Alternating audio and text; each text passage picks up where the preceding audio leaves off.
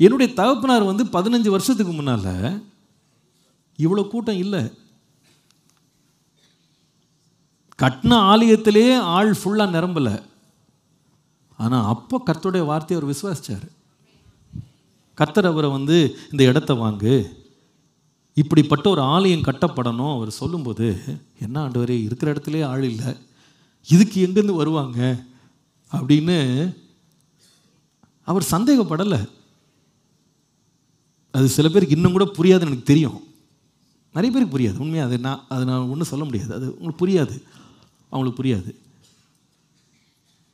அவர் 10 வருஷத்துக்கு முன்னால் இத்தனாயிரம் பேர் உட்கார்ற மாதிரி ஒரு ஆலயத்தை கட்டணும்னு சொல்லும்போது ஏசிய சபை விசுவாசிகள் நிறைய பேர் கேள்வி எழுப்பினாங்க. இது தேவையா, இது அவசியமா?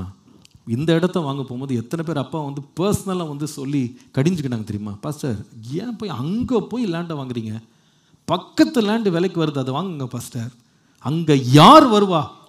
இதே வார்த்தையை சொன்னாங்க, யார் வருவா அங்கே அப்படின்னாங்க. ஆனால் அந்த மனிதன் வேறு யாரையும் அவர் கேட்கல. கர்த்தருடைய வார்த்தை அவருக்கு வந்ததுனால, அவருடைய நடத்தல் வந்ததுனால, it took a step of faith. விசுவாசத்தில் கால் எடுத்து வச்சு அவர் முன்னால் போனார். ஆனால் என்ன இதில் ஆச்சரியம்னு கேட்டால், இது முழுசாக நிரம்பின ஒரு வாட்ச் நைட் சர்வீஸை அவர் கண்ணாலேயே பார்க்கல. நான் சொல்லுறது விளங்குதா உங்களுக்கு? Last time watch night service நடந்த போது மேலே ஃபுல்லாகி, இங்கே ஃபுல்லாகி, வெளியே ஃபுல்லாகி, ஷம்மா ஹால் ஃபுல்லாகி நின்றுச்சு. அப்போ நம்ம சர்ச்சு எல்லா ஆராதனையும் ஒன்றா கூடுனா, இப்போ கட்டி முடித்த ஆலயமே இடம் பத்தலை. இப்போ இந்த நிலைமையை அவர் கண்ணால் அவர் பார்க்கவே இல்லை. ஆனால் கண்ணால் பார்க்கலைன்றதுக்காக அவர் நம்பாமல் இல்லை, அவர் விசுவாசிச்சார். பாருங்க, விசுவாசன்றது என்னென்னா, இட் இஸ் நாட் அபவுட்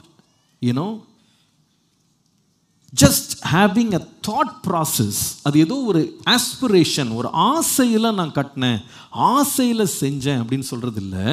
அது தேவன் நம்ம கொடுக்குற விருப்பங்கள், நம்ம கொடுக்குற வார்த்தைகளின் அடிப்படையில் வந்தால் பார்க்கலாம், கூடுனா பார்க்கலாம், அதிகரிச்சா பார்க்கலாம், தேவை வந்தால் பார்க்கலாம் அப்படின்னு சொல்லி கிரியை செய்கிறதில்ல. அது தேவன் கொடுத்த வார்த்தையை நம்புவதற்கு ஏதுவே இல்லாத போது கிரியை செய்ய கால் எடுத்து வைக்குது. It takes a step of faith.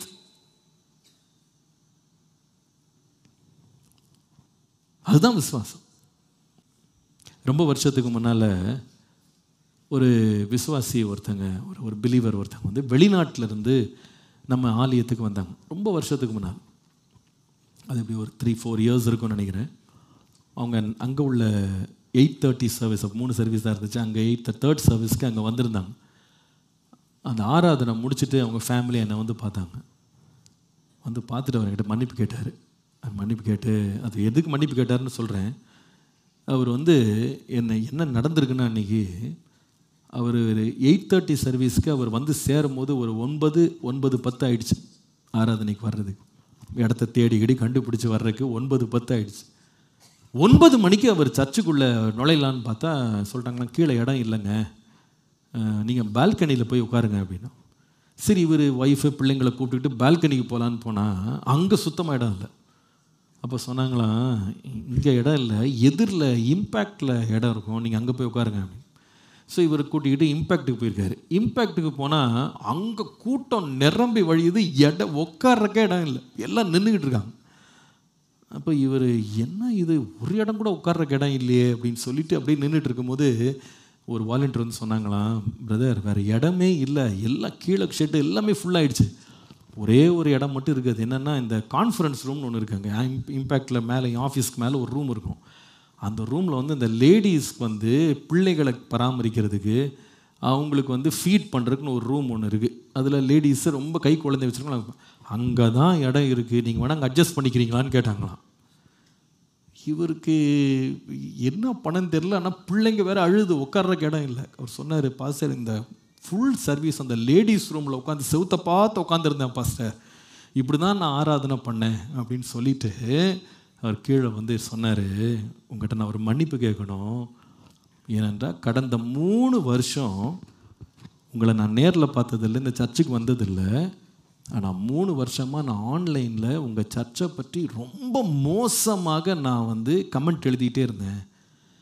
நான் ரொம்ப கமெண்ட் பண்ணேன். இவங்களுக்கெல்லாம் இவ்வளோ பெரிய ஆலயம் தேவையா, இவங்களுக்கு இவ்வளோ பணம் செலவழிக்கணுமா, இவ்வளோ நஷ்டம் எதுக்கு, இதை வேற எங்கேயாவது யூஸ் பண்ணியிருக்கலாம், அனாவசிய பண செலவழிப்பு அப்படின்னு நான் கண்ணாபுனான்னு நான் எழுதிட்டேன். பாஸ்டர், என்னை தயவு செய்து மன்னிச்சிடுங்க, நான் இனிமே செய்ய மாட்டேன். ஏன்னா நான் நேராக என் கண்ணால் பார்த்தேன், உங்களுக்கு இந்த இடம் தேவைன்றதை நான் உணர்ந்தேன் அப்படின்னு சொன்னார்.